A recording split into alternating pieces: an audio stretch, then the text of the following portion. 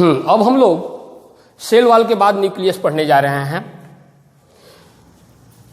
Nucleus को सबसे पहले रॉबर्ट ब्राउन ने डिस्कवर किया था 1831 में।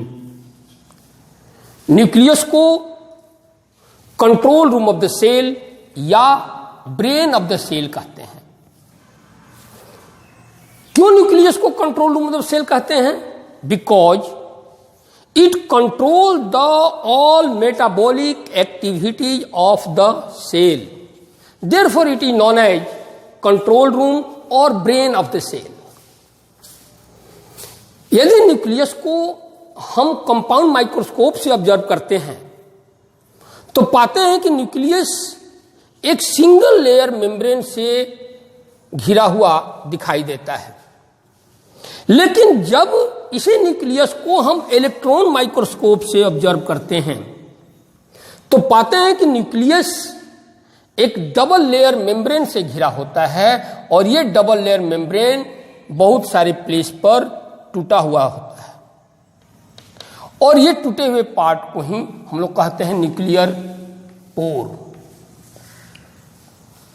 न्यूक्लियस के अंदर बहुत सारे थ्रेड लाइक स्ट्रक्चर, उलझे हुए थ्रेड लाइक स्ट्रक्चर्स पाए जाते हैं जिसको हम क्रोमेटिन कहते हैं।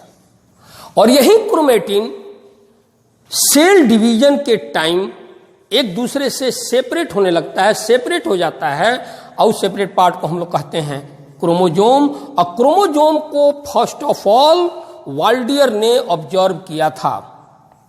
वाल्डियर, यदि इस क्रोमोजोम का यदि हम इलेक्ट्रॉन माइक्रोस्कोपिक स्ट्रक्चर यदि देखते हैं तो पाते हैं कि chromosome is surrounded by A membrane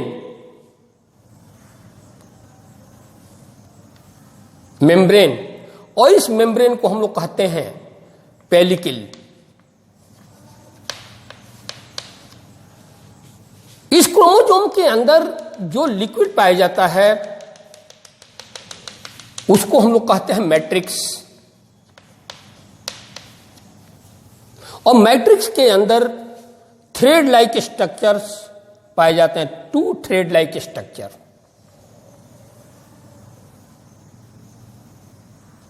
और इस थ्रेड लाइक स्ट्रक्चर को क्रोमोनिमेटा कहते हैं। और ये दोनों क्रोमोनिमेटा एक दूसरे के साथ एक जगह पर जुड़े हुए होते हैं, इसको हम कहते हैं सेंट्रोमियर।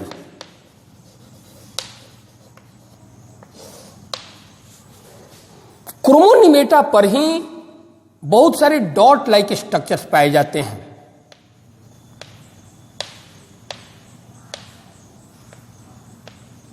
और इस डॉट लाइक स्ट्रक्चर को हम कहते हैं जीन।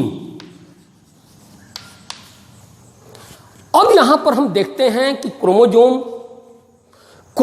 को जनरली हेरिडेटरी व्हीकल्स कहा जाता है। हेरिडेटरी व्हीकल्स, क्यों इसको हेरिडेटरी व्हीकल्स कहते हैं? Because it carry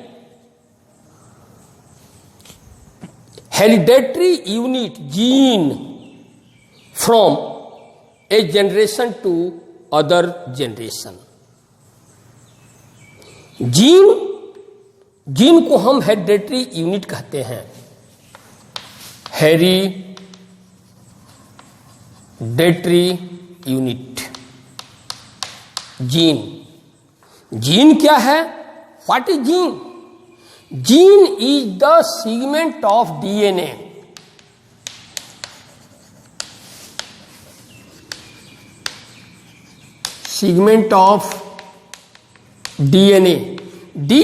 full form of DNA deoxyribose nucleic acid।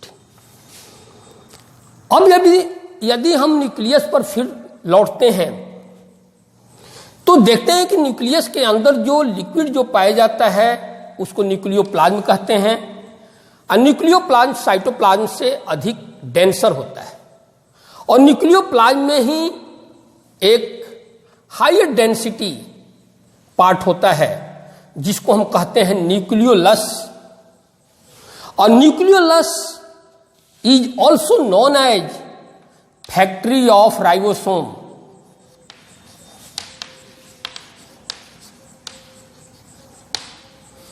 क्यों इसको फैक्ट्री ऑफ राइबोसोम कहते हैं? Because ribosome is form inside the nucleolus. अब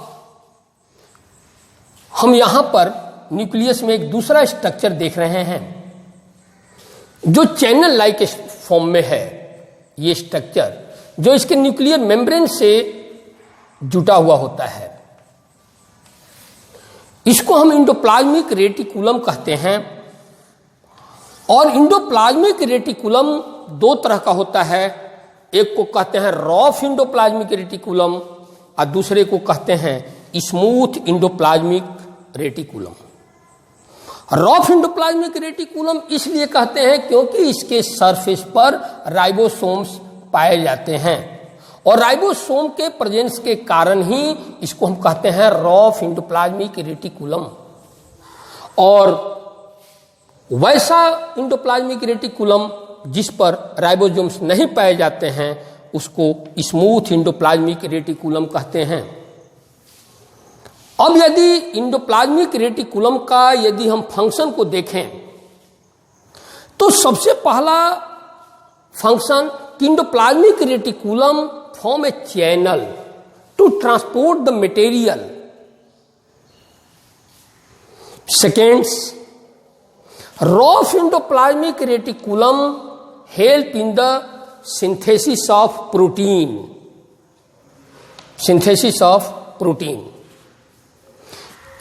third, smooth endoplasmic reticulum help in the synthesis of fat. And fourth, smooth endoplasmic reticulum detoxifying the drugs and poisons inside the cell.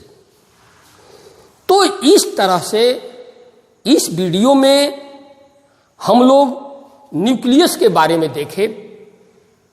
Nucleus में कौन कौन से parts होते हैं, जैसे chromosome, nucleus, endoplasmic reticulum, ये सब का फंक्शन भी हम लोगों ने देखा। Thank you.